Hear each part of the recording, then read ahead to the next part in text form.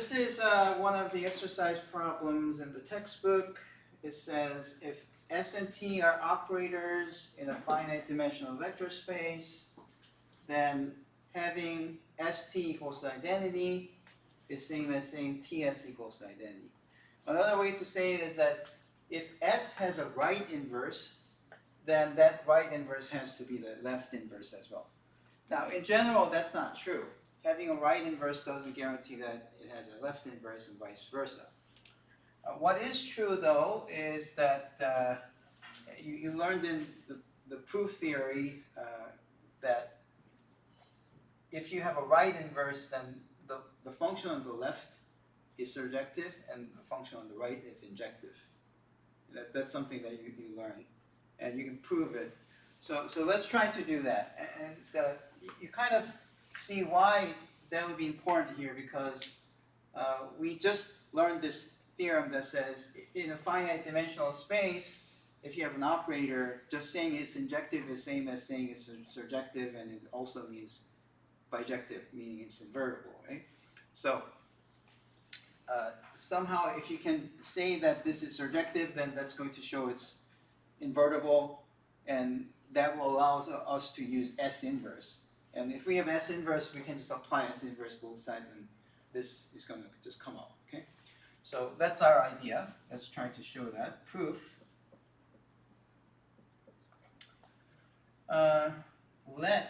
So for any V in V, okay, let U equals to TV. Then STV is equal to, S of U is equal to, that's not what I meant. I was writing too hastily, sorry.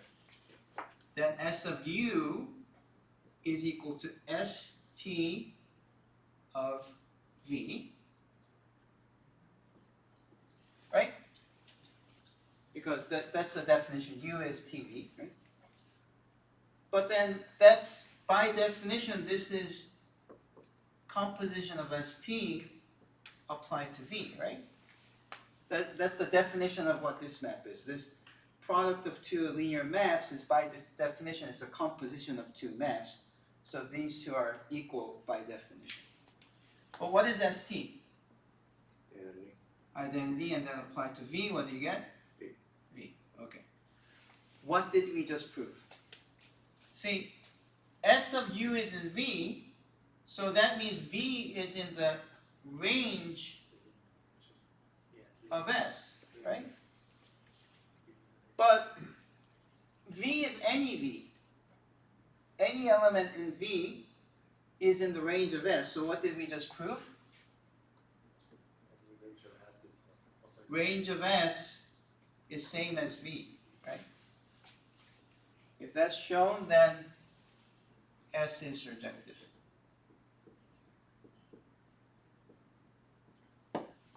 Okay? Now apply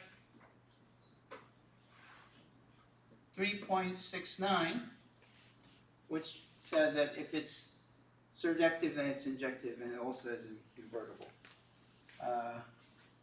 So that S inverse exists. Okay. S is invertible, so S inverse exists. Then we can freely apply that on the left side.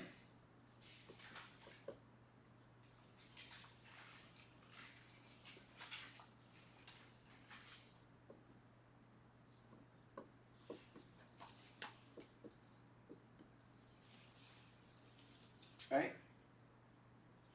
But because ST is identity, we have this. So that tells you that S inverse is indeed T. Okay. And we are done. TS is equal to, we just show that S inverse is T, so we have S inverse S, and that's identity. That's that. So in other words, if that S had an inverse, then this would be obviously true. That's where you start, okay? You wish this was invertible. But wait, I don't have invertibility. I only know that S has a right inverse. Yeah. But is that enough? And if you recall what you learned in the previous proof class is that, oh, if it has a right inverse, then it's surjective. If a function has a left inverse, then it's surjective. These are the things that you want to use. Okay, so I wrote this secondary question, which is, I don't know, maybe it's in the exercises, but it's kind of an interesting question. If T is not surjective, show that there is a V where T kills that vector. There's a non-zero vector where T kills that vector. Okay? And again, you know, if you see these assumptions that T is an operator and is finite dimensional, it's just crying out for 3.69. Right? So, solution is, proof is by 3.69, T cannot be injective. Because if it were injective, then 3.69 will immediately show that it's surjective, but it's not surjective, so it can't be injective. But that means the null space of T is not just 0, okay? Which means that there exists a non-zero V in null T. Okay. But what's the definition of a null space of T? Being a null space means it gets killed by T, that's it. So, that's it.